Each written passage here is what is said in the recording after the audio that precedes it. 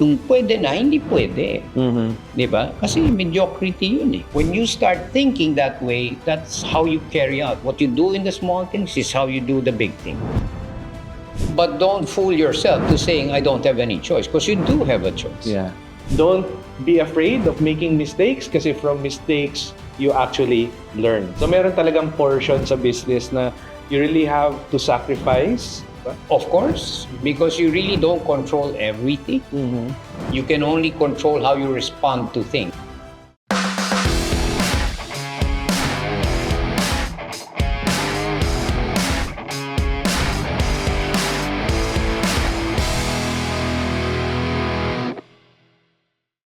Magandang araw, ako ang iyong Kuya E.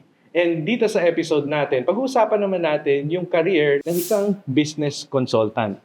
Kung meron kayong tanong about sa ganitong klase ng business or career, type nyo lang dyan sa comments at sasagutin natin yan. Ang susunod nating guest ay patunay na progress beats perfection. Dati, takot na takot siyang magsalita sa harap ng tao, pero ngayon, isa na siyang kilalang business consultant at mindset coach na tumutulong sa mga tao at kumpanya para ma-unlock ang kanilang full potential gamit ang passion, discipline, at sariling karanasan or experience. Sa higit 2 dekada ng leadership experience sa mga bigating kumpanya tulad ng Shell, Herbalife, Avon at Sante International, hinawakan niya ang mga matataas na posisyon tulad ng country manager, director at regional leader sa buong Southeast Asia at higit pa. Nanalo rin siya ng mga awards tulad ng Shell Crystal Award at nag-lead ng mga market expansion projects na may long-lasting impact. Ang personal na paniniwala niya, itigil ang pwede na. Isang matapang na paalala na hindi sapat ang average. Kailangan excellence sa negosyo at sa buhay. Sa kanyang platform na nagsusulong ng growth mindset at excellence, patuloy niyang ini-empower ang iba para buwagin ang mga limitasyon at mangarap ng mas malaki. Let's all welcome a leader shaped by both corporate wins and real-life lessons, Sir Enrico Garcia. Thank you, Eric. Kaano naman, nakaka-intimidate. Yeah. So, kumusta, sir? Mabuti. Thank you for asking. Ikaw, kamusta ka? Okay naman. Better than good. Better than good. Yes, Okay, yan. yes. So, sir, simulan natin yung ating episode about your story, no? Paano ka nag-start maging business consultant? Ano yung before that and then naging business consultant? Ano yung story behind that? Right. So, I think, alam mo naman, di ba, I've spent many years, di ba, sa corporate, di ba, big companies, di ba, and then senior positions. So, I was fortunate to have gotten the experience, di ba. But at the same time, I've also moved in another industry, di ba, and it allowed me also to be on the field. So, hindi na sa corporate. So, maganda yung discipline ng corporate, but also iba rin yung discipline sa field. So, sabihin na natin na experience ko on both sides, and of course, they're both very challenging, and there's a lot to learn from. Now, I say that to your story, that it's from those failures. Of course, there are plenty of them, and that's why you eventually learn, and that's how you grow. Yeah. Na-mention niyo, sir, may difference yung corporate doon sa field. Yes. Ano yung difference na yun? Dapat malaman ng ating mga viewers. I always say, if you're doing something that you have not experienced, then you don't know what you're doing. And you don't know what you're saying. Exactly. And I have several stories that, bring that to light. Sample, sir. Yung sa Shell, until hinawakan namin yung pump ng gasolina, hindi namin talaga malalaman ano yung challenges. Kala namin, basta ganun lang. Di ba? Yung pala, may mga tangke na maliliit, buwak yung, or nagba-backflow yung Di ba? So, the only time we learned that was when nag-experience yun, and then nabawasan pa yung maliit namin sweldo. And then, pinaka-cashier rin kami. Kala namin, ganun kasimple. Wow, hindi pala. Until ikaw mismo, that's when you realize, wow, ang dami palang kailangan gawin. Okay. And yeah, that's how we learn. Okay. That was in Shell, but a repeat of that in all the other companies across different industries that I worked. Okay. And ano yung naging lesson, sir, na dapat alam natin para maging successful whether in the corporate or whether in the field? Very good. Corporate, I always told my staff na ako, Kung yung tuturo mo o yung sasabihin mo doon sa staff mo, hindi mo pa nagagawa, huwag mo muna ituro, gawin mo muna. Gawin mo muna. Tama. Experience is really a great teacher if you allow it to, if you learn and grow from it. Di ba? Now, if that embitters you or makes you quit, then you've wasted the opportunity. And kapag nasa field naman, The same thing. Kala mo, napakadali sige, sa corporate, meron kang resources, di ba? You have people, time, and money to help you. When you're on your own, you're everything. You know that, right? Yes. So, and you learn it really by, making those mistakes.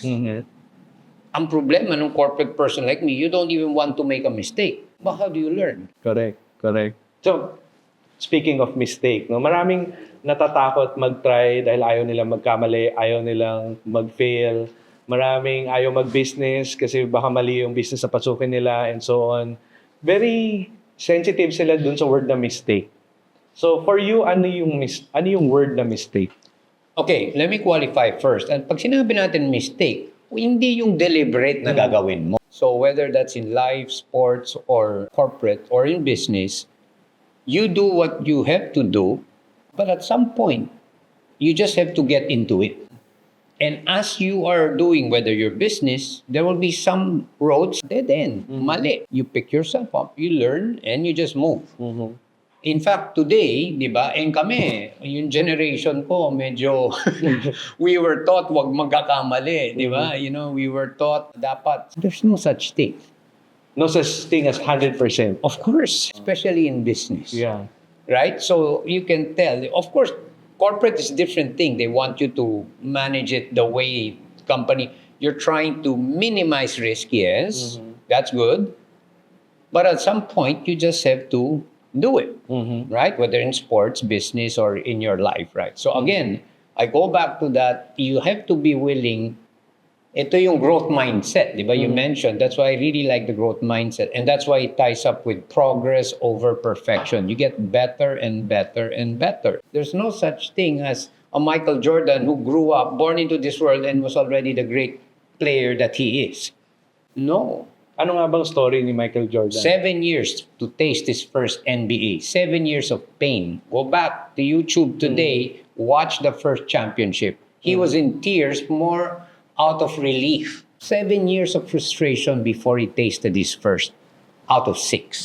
And when you say frustration, ano yung nangyari during that time? He has a great poster there where he's missed like 300 shots. I don't know how many game-winning shots he missed. But at the end of that, he says, and that's why I succeed. Because I'm willing to learn from it and try again. So, many frustrations. He would score 45 points, talo pa rin sila. Until he matured and allowed those experiences to shape. And he was willing to progress beyond not just the skill, but the toughness and how to really become a champion. And that's why he owns, 6 rings. Wow. Yeah. Wow. First, and then nung bumalik siya, he had tuloy-tuloy, yung dynasty ng Bulls in the mid-90s. Yeah. And I see, sir, na talagang very into sports kayo. Very and much. How do you relate yan, like yung story ni Michael Jordan, sa business? It's the same. You have to be willing to go through. You will have those losses, painful losses, na parang, your choice is you either quit or you get better. That choice is yours. Right? You can choose that. Now, does it make it easy or does it, erase the pain? No. Does it solve the problem? No. One thing I'll tell you is if you quit, then you'll never have a chance. So as painful as that is, you make the choice to get better. And you will if you put in the discipline, the passion, the discipline, and the discipline is more important. Because yung discipline is boring. Yeah. It is difficult. And difficult. Parang katulad nung kay Pacquiao, di ba? Na ang nakikita lang natin is a few minutes lang na nandun siya sa ring. Pero ang behind that or before that event, ano yung nangyayari? Perfect. Do you see how difficult the training that nobody sees when wala pang araw, tumatakbo na siya?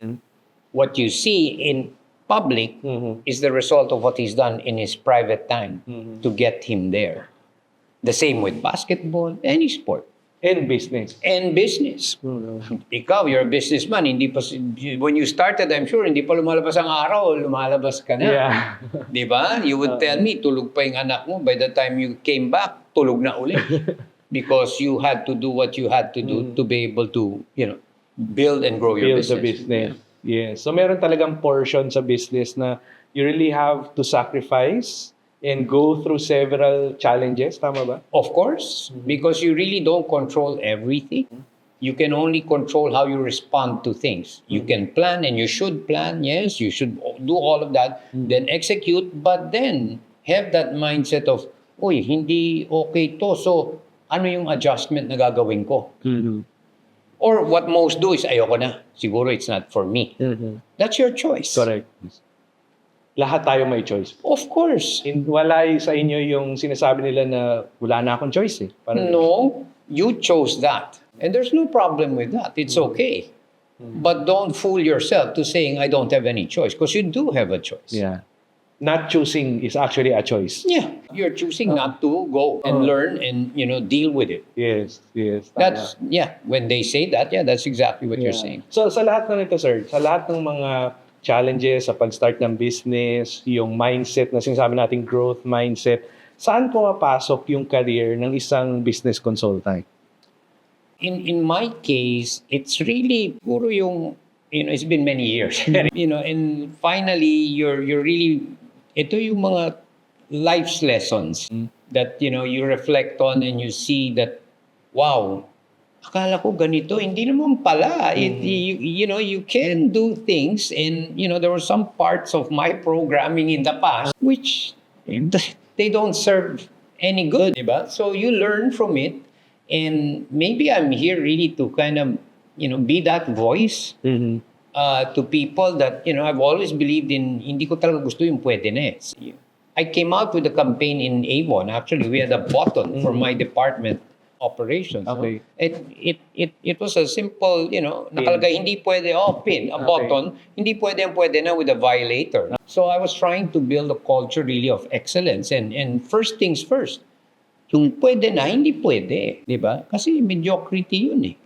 You're gonna do something, I don't care if you're gonna sweep the floor, but you do it with excellence. In mind, di ba? You're gonna do it the best way you can. Paglinis nito, you do it the best way you can. See, when you start thinking that way, that's how you carry out. What you do in the small things is how you do the big things.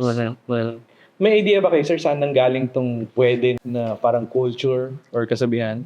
Well, that's a good question. And I think, we got used to, and this is just my opinion. Part of that, in my opinion, is historical. We were colonized by several, so you've been, over the generations, you've been parang told and made to feel that you are a little lower. Inferior. Di ba? And so, aside from that, but then again, it's a choice, no? People, sige, sayang din yan. Di ba? We hear that. Sayang din yan. Yes, correct. But at the same time, it really also shows your belief in yourself, in your worth, in your value, di ba? And that's why it becomes a mental thing. You just always, sige, it's not perfect, but, sige, expediency, di ba? Para, sige, pwede na yan, di ba? But later on, you realize, wow, you start carrying that out not just in your work, in your business, but even in your life. You're bringing down the, instead of going up. I don't know if that makes sense, but yun yung sa tingin ko. And again, different people will have different interpretations. But my personal opinion is we allow it in our minds that we deal with substandard or mediocrity. Yeah. Na-mention nyo rin kanina, sir, yung word na programming. Pinoprogram tayo, yung mindset natin. Paano siya nangyayari? From your experience at home, in school, from what your parents, your environment as you're growing up, di ba? You're a software guy. When you're born into this world, there's nothing. The hardware is there, that's you, but there's nothing yet, right? Wala pang software. Yung software is ano yung mararamdaman, ano yung maririnig, yung makikita. That's your software, right? That's your programming, di ba? That's what happens. So if it was full of love, full of encouragement, that's the software you have running. But if it's the reverse, syempre, you know what happens, Yeah. right? Yeah. So yung environment mo, Of whether course. your parents or teacher or your colleagues or your boss, sila yung parang nagpo-program sa'yo. Yeah, especially if you accept it. If you accept that as the programming that who you are, then yeah, it becomes part, and it's very deep. It goes into your subconscious, and you carry that out. And it's possible na you don't accept it. Yes, Mm-hmm. yes. I'll tell you a story. I was watching golf, which is a passion of mine. So the champion, they were interviewing him, and he was saying something that even I in the interview was saying, hold on a minute, you're saying it's not fulfilling. Basically, another commentator said, oh, wow, this guy is so evolved. Golf is what I do, and he's good at it, but it's not who I am. So he made the clear distinction of this is what I'm very good at, Mm-hmm. but that's not who I am. So if you associate your achievement in whatever it is as your personality, that's your choice. But you don't need to, because you are already complete. You're whole right now. You are enough right now as a person. Yeah. And that's my belief, right? And it's your decision. It's always. Yeah. So, sa lahat ng yan, ano yung nagiging benefit ngayon ng isang business to get business consultant? Well, like I always say, I like to work with something raw and really bring out the potential. Because just like you said in the start, I was so fearful of being on stage. I remember back in school, I would nearly cry because so many eyes looking at me, I didn't know what to say. So, and over time at work, I was able to overcome because somebody told me, don't look at the crowd. Sabi ko, I have stage fright. Literally trembling. Sabi niya, talk to a few people. He gave me that tip. And I said, what do you mean? Spot 3 or 4 people in front and focus on them para sila lang yung kausap mo. And that helped a lot. Of course, it took time. It took time before, gaining the confidence to speak in front of a big crowd. But again, progress over perfection. I was trembling. So that's my answer to you. I love answering the questions with real stories because those things people remember. Yeah. I remember. Sticks to the mind. Thank you very much, Sir Enrico. So, if businesses are looking for a business consultant, how will they reach you? Well, yeah, I am, of course, on Facebook. I'm also on IG. I'm not, I'm offhand, I'll tell you, I'm not that active. I use it to connect. So that's there. Of course, the, social messaging platforms, I'm all there, I like to work with people who know somebody that knows me so that, there's some level of comfort. Yeah. So it's kind of old school, but that's how I But like. it works. Yeah, and that's how I like. But what I can tell you as a business, learn from the many mistakes that I personally have experienced and what I've learned. And, it's nice to be able to excite companies and really, show them what can be done. When you've got the right mindset and you put the discipline behind it, and it's really all what's going on here. If you have this right, everything else is fixed. Wow. Grabe. Daming learnings, no? So, our tip of the week for this episode is, again, yung learnings natin, no? Always strive for excellence. Hindi pwede yung pwede na. And based sa experience, make it your teacher. No? That's your great teacher. Don't be afraid of making mistakes kasi from mistakes, you actually learn. Focus on progress versus perfection. No, yung perfection, nagkakaroon ng analysis paralysis. Start small, gaya nga yung sabi ni Sir Enrico, start with a few people. Kung may stage fright ka, no, focus on progress and eventually you will reach excellence. Can I just add to that? Yeah. I remember Manny Pacquiao, in his last fight, sinabi niya, he was asked. And he's also an example, sabi niya, can I be a better Manny Pacquiao 1% today than yesterday? That's progress over perfection. Kasi everybody, kung hindi ako perfect, hindi ko na lang gagawin. It's a nice excuse. Yeah. If I can do it perfectly, then I'd rather not do it. Yeah. You're still stuck there. Yeah. Nice. Thank you, Sir Enrico. Salamat, Yan. Eric. So sa ating mga viewers, thank you so much for watching this episode. Kung gusto nyo pa ng mas maraming learnings, good vibes, at good news, make sure to follow us on Facebook, TikTok, and Instagram. At syempre, don't forget to subscribe to our YouTube channel para lagi kang updated sa mga next kwento. Kita-kits sa susunod na episode dito lang sa show na hatid ay Good News.